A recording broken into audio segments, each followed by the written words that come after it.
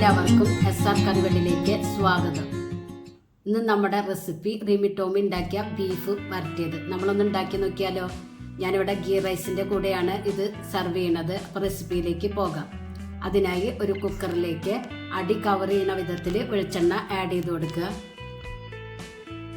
1 kilo beef cut ചെയ്ത് wash ചെയ്തെടുത്തതാണ്. ഇതിലേക്ക് ആഡ് ചെയ്ത് കൊടുക്കുക.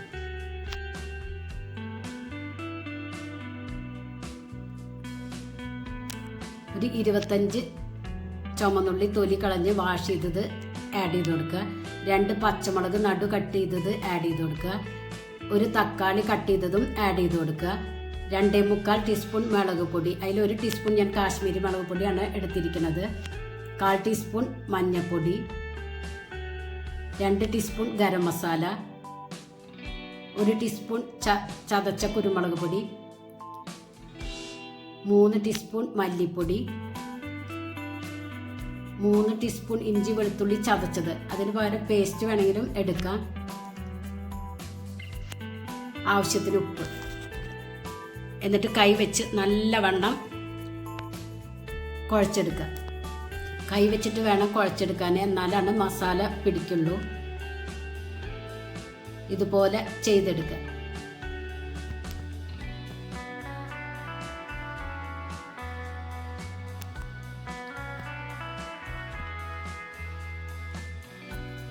കയ്യിൽ കുറച്ച് വെള്ളം ഒഴിച്ചിട്ട് അത് തെളിച്ചു കൊടുക്കുക.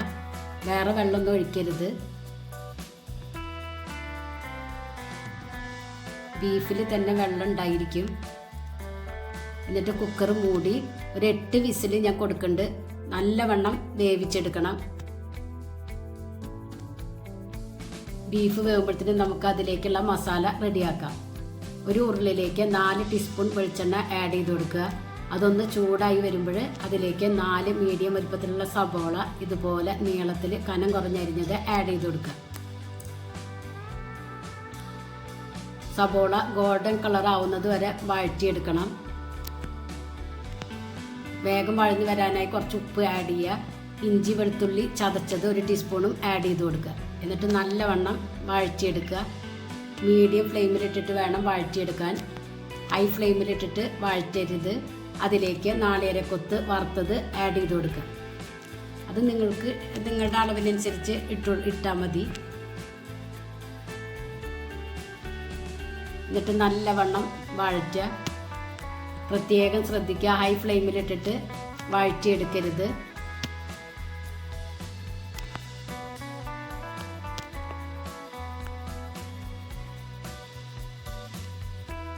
കുറച്ച് കറിവേപ്പില ആഡ് ചെയ്ത് കൊടുക്കുക.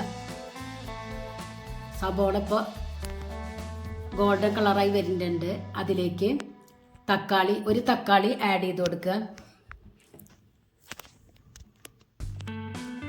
അപ്പോൾ നല്ലവണ്ണം കളർ ചേഞ്ചായി. ഇതിലേക്ക് കുക്കറിൽ വേവിച്ച് വെച്ച ബീഫ് ആഡ് ചെയ്ത് കൊടുക്കുക. ഇതിൽ കുറച്ച് വെള്ളം ഉള്ളത് കൊണ്ട് ഞാൻ ആ വെള്ളത്തോടൊക്കെ തന്നെ ആഡ് ചെയ്ത് കൊടുക്കുന്നുണ്ട്. എന്നിട്ട് നല്ലവണ്ണം ഇളക്കി യോജിപ്പിക്കുക. നിങ്ങൾക്ക് ഈ ഒരു കൺസിസ്റ്റൻസിയിൽ വേണമെങ്കിൽ എടുക്കാട്ടോ.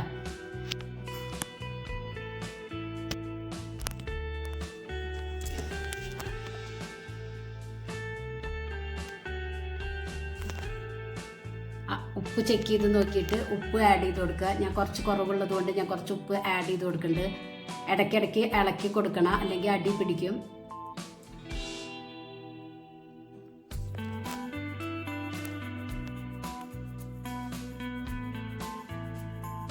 ഞാനിപ്പോൾ ഈ ഒരു കൺസിസ്റ്റൻസിയിലാണ് എടുക്കുന്നത്. ഗീ റൈസിനായതുകൊണ്ട് കുറച്ച് കുഴമ്പ് പോലെ കിട്ടാൻ വേണ്ടിയിട്ടാണ് ഞാൻ ഈ കൺസിസ്റ്റൻസിയിൽ എടുക്കുന്നത്. നിങ്ങൾക്ക് ഡ്രൈ ആക്കണമെങ്കിൽ കുറച്ചും കൂടി വറ്റിച്ചെടുക്കുക.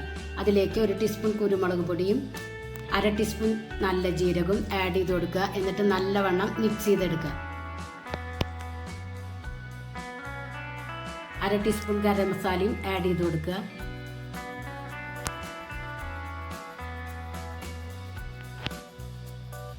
നല്ലവണ്ണം ഇളക്കി യോജിപ്പിക്കുക.